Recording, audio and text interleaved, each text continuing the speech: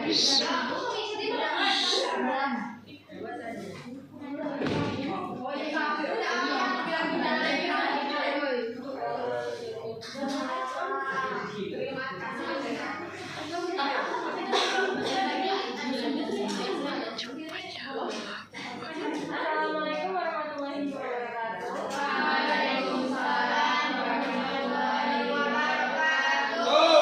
Kami dari kelompok 10 akan mempresentasikan tentang manajemen keuangan kewirausahaan.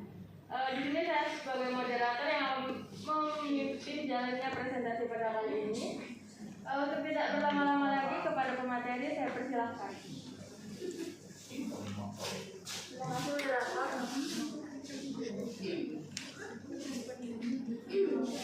Definisi dari manajemen keuangan menurut Pak Ali, yang pertama itu menurut Prawiran Negoro tahun 2007 adalah aktivitas pemilik dan manajemen perusahaan untuk memperoleh modal yang semurah-murahnya dan menggunakan seefektif, seefisien, dan seproduktif mungkin untuk menghasilkan laba. Yang kedua itu menurut Weston dan Copeland yang diterjemahkan oleh Jack KW dan Kibrandoko tahun 2002, yaitu sebagai berikut. Manajemen keuangan dapat dirumuskan oleh fungsi dan tanggung jawab para manajer keuangan. Fungsi pokok manajemen keuangan antara lain yang menyangkut keputusan tentang penanaman modal, pembiayaan kegiatan usaha, dan pembagian dividen pada suatu perusahaan. Manajemen keuangan berfungsi dengan 3 aktivitas atau fungsi. Yang pertama itu location of funds atau aktivitas penggunaan dana, yaitu aktivitas untuk menginvestasikan dana pada berbagai aktiva. Alokasi dana berbentuk yang pertama itu finansial aset atau aset finansial, yaitu selembar kertas berharga yang mempunyai nilai pasar karena mempunyai hak memperoleh penghasilan, misalnya seperti saham, sertifikat deposito, atau obligasi. Yang kedua itu real asset atau aset nyata seperti tanah, bangunan, peralatan. Yang kedua itu ada raising of funds atau aktivitas perolehan dana, yaitu aktivitas untuk mendapatkan sumber dana baik dari internal perusahaan maupun dari sumber eksternal perusahaan, termasuk juga politik dividen, sumber dana pada perusahaan secara keseluruhan. Yang ketiga itu ada manajemen aset atau aktivitas pengelolaan aset, yaitu setelah dana diperoleh dan dialokasikan dalam bentuk aset-aset harus dikelola seefisien mungkin. Ada 7 prinsip manajemen keuangan. Yang pertama itu konsistensi, yang kedua akuntabilitas, yang ketiga transparansi, yang keempat kelangsungan, yang kelima integritas, yang keenam pengelolaan, dan yang terakhir standar akuntansi. Kemudian ada kegiatan utama manajemen keuangan. Yang pertama itu mendapatkan dana perusahaan. Terdapat 2 sumber utama pendanaan usaha. Yang pertama itu ada ekuitas atau modal sendiri dan modal utang atau pinjaman. Ekuitas atau modal sendiri yaitu pemilik menginvestasikan laba perusahaannya untuk ditempatkan pada perusahaan guna memperkecil risiko pengembalian dalam tingkat yang rendah. Sedangkan utang adalah mengandung risiko pemberi pinjaman pertama kali menarik laba dan harus dibayar sekalipun perusahaan tidak ada laba atau dalam kondisi merugi. Sumber dana dari modal sendiri itu dia pemilik tunggal bisnis, bebas menentukan jalannya usaha, terbebas dari beban pembiayaan, kemudian disiplin atas penggunaan dana harus ada karena tidak ada tekanan pengembalian dari pihak luar. Kalau untuk modal kerjasama itu yang pertama melibatkan pihak lain atau orang atau badan usaha menjadi pemegang saham, kemudian membagi resiko bisnis dengan pihak lain, disiplin penggunaan dana dan operasi usaha, kemudian berbagi keuntungan dan pembagian tugas wewenang. Yang kedua itu menggunakan dana perusahaan. Penggunaan dana adalah laporan perubahan yang disusun atas dasar dua neraca atau 2 waktu. Laporan tersebut menggambarkan perubahan dari masing-masing elemen tersebut yang mencerminkan adanya sumber dan penggunaan dana. Yang ketiga itu membagi keuntungan atau laba perusahaan. Dalam sebuah bisnis, mengelola karyawan adalah hal yang sangat penting karena dengan pengelolaan karyawan yang benar, maka bisnis akan berjalan dengan benar. Setiap orang yang membangun bisnis tentunya dia ingin kaya raya. Untuk mencapai tujuan ini setiap pengusaha memiliki cara yang berbeda-beda. Secara umum 2 macam. Yang pertama, pengusaha mengusahakan agar karyawan adalah orang yang digaji saja. Sementara jika ada keuntungan yang besar, maka itu menjadi menjadi milik pengusaha. Yang kedua, pengusaha membagi keuntungan dengan karyawan. Jadi jika keuntungan besar, maka karyawan juga dapat bagian keuntungan. Kemudian di sini ada peran manajemen keuangan. Manajemen keuangan merupakan manajemen terhadap fungsi-fungsi keuangan. Fungsi-fungsi keuangan tersebut meliputi bagaimana memperoleh dana dan bagaimana menggunakan dana tersebut. Ada 4 aspek yang harus dilakukan para manajer keuangan. Yang pertama itu manajer keuangan harus bekerja sama dengan para manajer lainnya yang bertanggung jawab atas perencanaan umum perusahaan. Kemudian manajer keuangan harus memusatkan perhatian pada berbagai keputusan investasi dan pembiayaan dan berbagai hal yang berkaitan dengannya. Kemudian manajer keuangan harus bekerja sama dengan para manajer di perusahaan agar dapat beroperasi seefisien mungkin.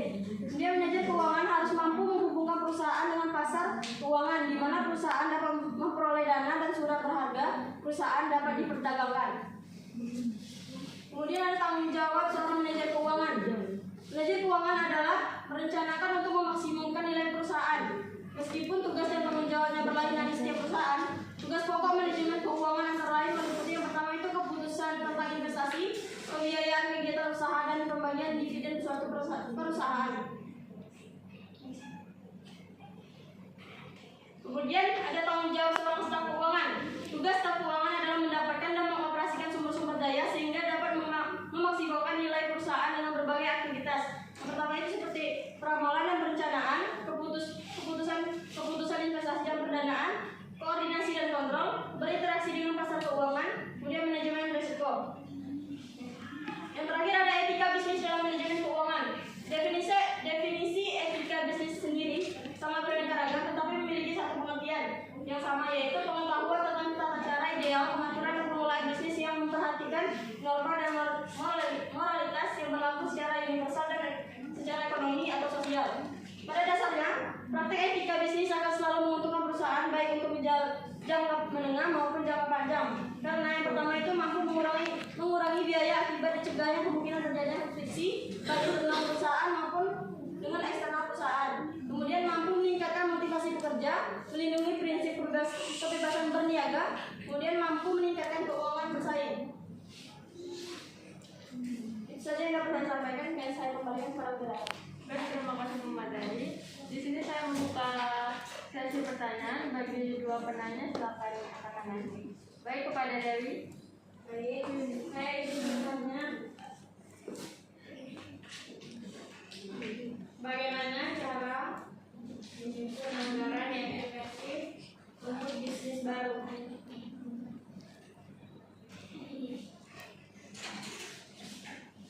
Baik, terima kasih Dewi. Lalu untuk pertanyaan terakhir, kepada Wiwi dipersilahkan.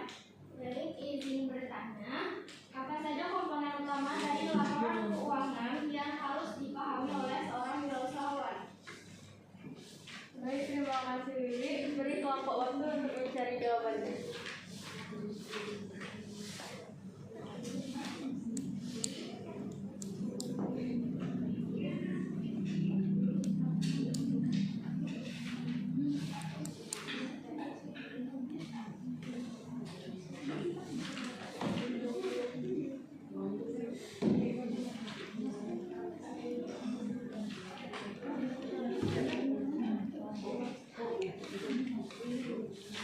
Baiklah, Risma akan menjawab pertanyaan dari Wiwi.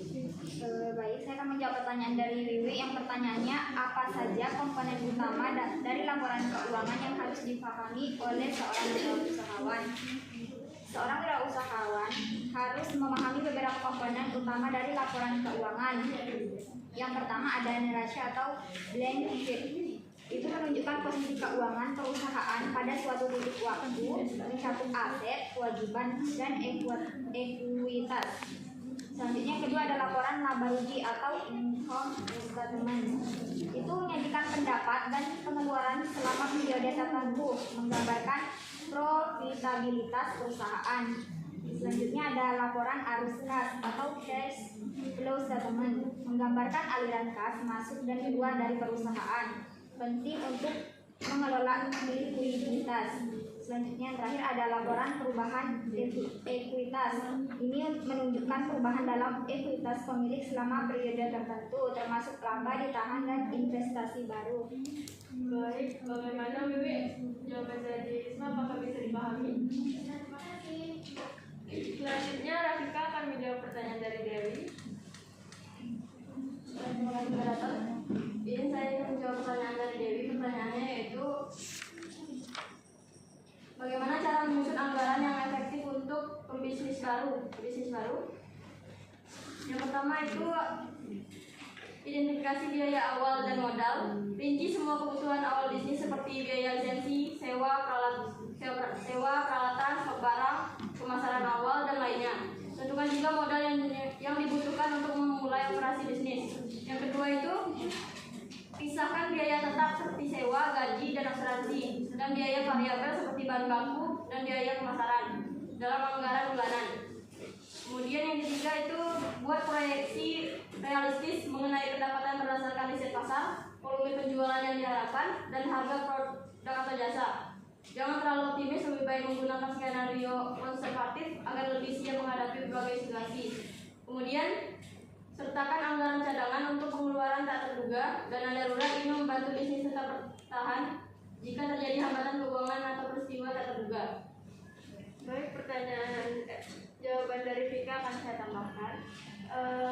Lalu ada buat target bulanan atau kuartalan terkait pendapatan, pengeluaran serta keuntungan. Lalu anggaran harus fleksibel dan ditinjau secara berkala, setidaknya setiap bulan atau kuartal. Lalu jangan lupa untuk memasukkan pajak dalam perencanaan anggaran serta kewajibannya seperti asuransi karyawan, iuran pensiun atau biaya lain yang mungkin relevan dengan bisnis. Lalu yang terakhir itu gunakan perangkat lunak akuntansi yang dapat membantu melacak pemasukan, pengeluaran, dan memastikan bahwa anggaran tetap sesuai dengan rencana. Bagaimana Debbie? Apakah bisa dipahami? Baik, terima kasih.